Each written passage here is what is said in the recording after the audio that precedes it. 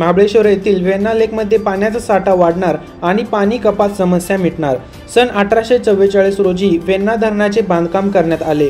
सन 1992 मध्ये सदरच्या धरणाची पुनर्रचना करण्यात आली। त्यानुसार धरणाची उंची 12 मीटर करण्यात आली आहे। धरणाचे एकूण क्षेत्र 20 हेक्टर 5 आर आहे। यापूर्वी गाळ काढला नसल्याने महाबळेश्वर शहरास पाणी कपातीला सामोरे जावे लागत होते।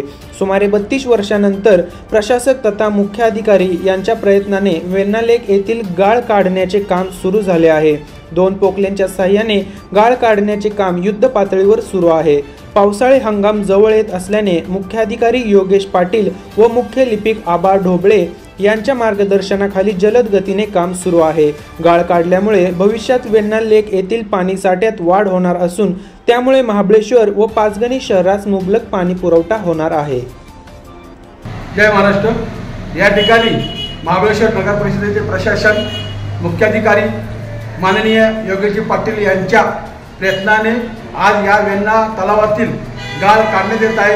या गाळ काढण्यामागे एवढा उद्देश आहे की गेल्या 32 वर्षापूर्वी त्या काळचं तत्कालीन प्रशासन असून ते त्यावेळेचे नगराध्यक्ष यांनी गाळ काढण्याचा प्रयत्न केला, पण ते त्यांना जमले नाही। या वेळेला मात्र महाबळेश्वर नगरीचे मुख्याधिकारी योगेश पाटील साहेब यांनी या ठिकाणी महाराष्ट्र राज्याचे मुख्यमंत्री आदरणीय एकनाथभाई शिंदे यांच्या आदेशान्वये गेल्या वर्षी राजभवन या ठिकाणी ठराव करण्यात आलेला होता की या ठिकाणी वेण्णा लेक धरणातील गाळ काढून या ठिकाणी महाबळेश्वर शहराबद्दल पाचगणी शहराला सुद्धा या पाण्याचा फायदा होणार आहे। त्याचप्रमाणे हा गाळ काढून मोठ्या प्रमाणात या ठिकाणी पाणी साठा होणार आहे।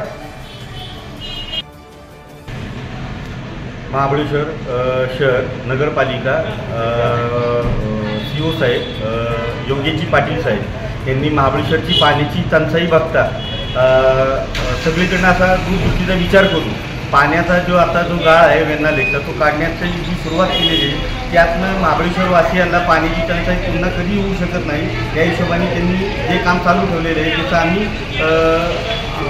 महाबळेश्वर वासियांकडून आभार मानतो।